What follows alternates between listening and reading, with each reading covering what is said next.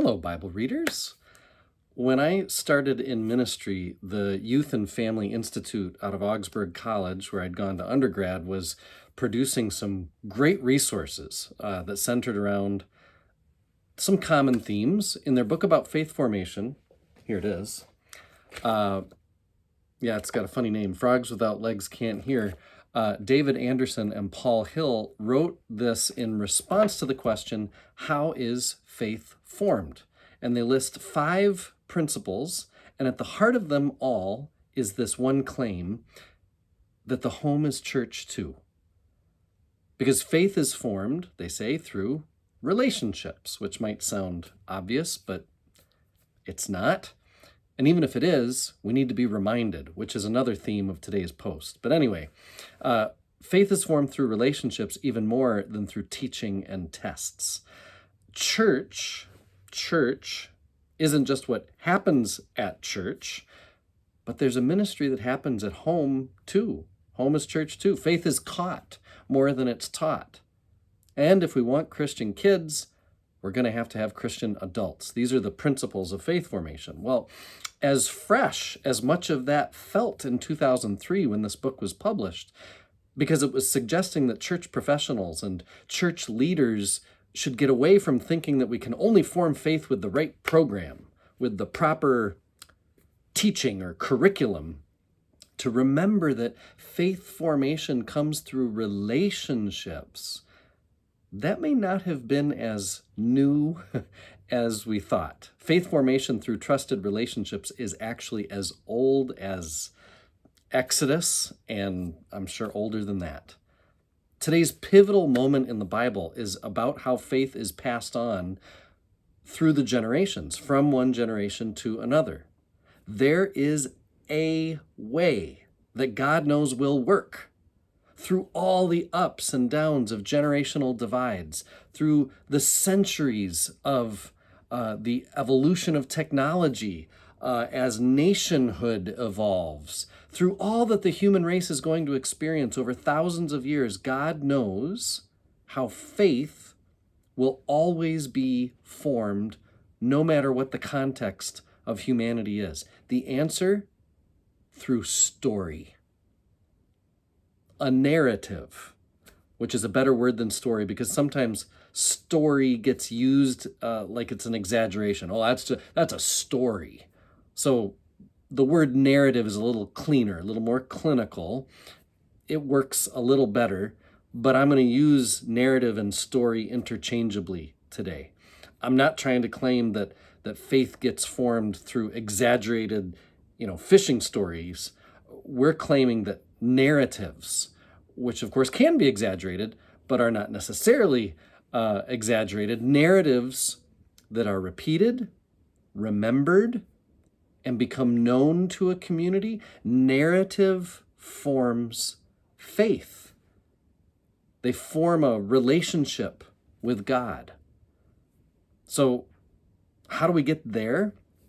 Well, you might wonder, if the contest between God and the magicians in Exodus is decisively ended with the 3rd plague, as the magicians could not create even one little gnat, if everyone knows the outcome of the competition, why are there 7 more plagues? Over and over and over again, the magicians could not.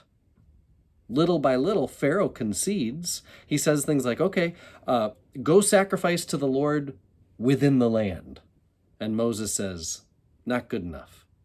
Later, he says, worship the Lord your God, but only some of you. And again, Moses doesn't budge. Okay, but without your flocks. Nay, nay, says Moses. Brueggemann says there are 2 big reasons for not just ending the narrative with the gnats. Number 1, to give a more ample opportunity for God to show these signs. Remember, Moses said there would be wonders, that God was going to do these signs. Ending with the gnats would be cool, but having 7 more examples of stuff God can do that the magicians cannot, that's even cooler.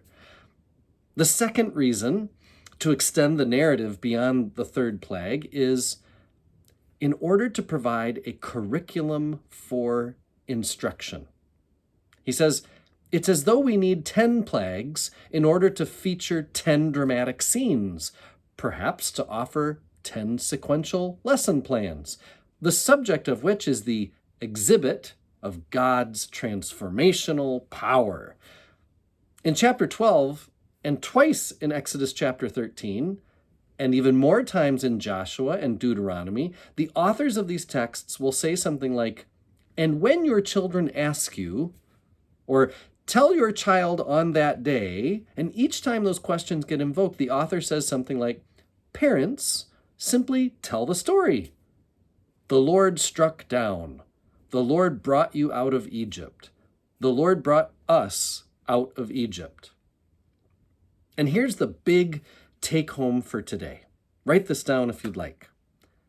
The parents they are not called to explain. They simply tell.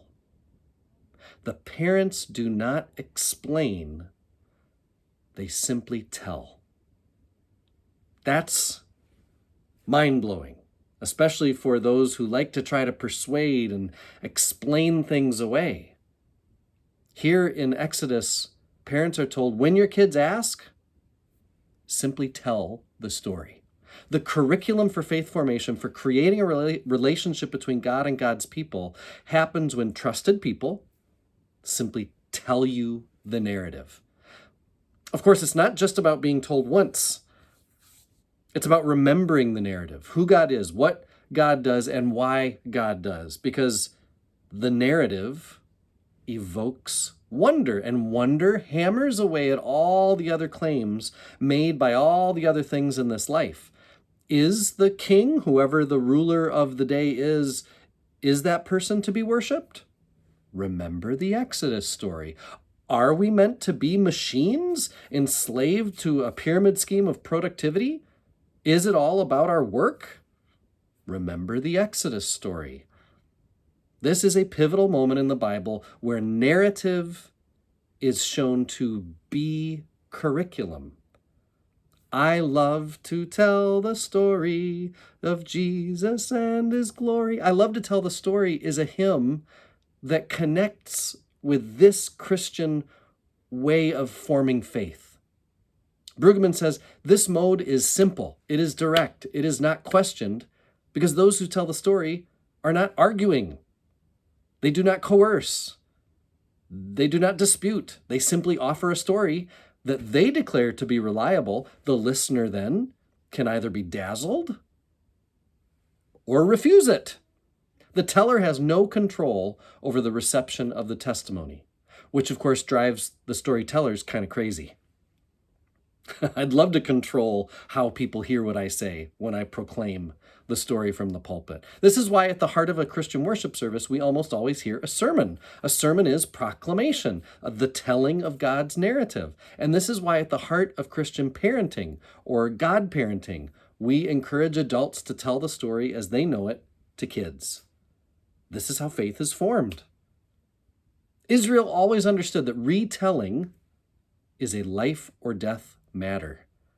If not retold in compelling ways, Israel would fall out of relationship with God, become faithless, and fall into relationship with false gods, who instead of giving life, take it, like Pharaoh does.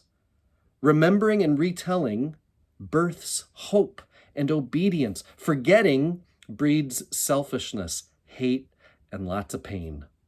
This is why being a Bible reader is so very important. It is a way to remember for ourselves.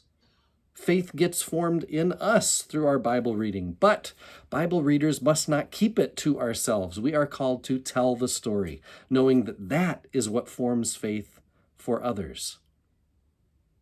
My next post will be about Exodus chapter 10, verse 26. No new reading for tomorrow. It will be about not one hoof left behind. I am one with my God. My God is with us, all of us, at all times and in all places.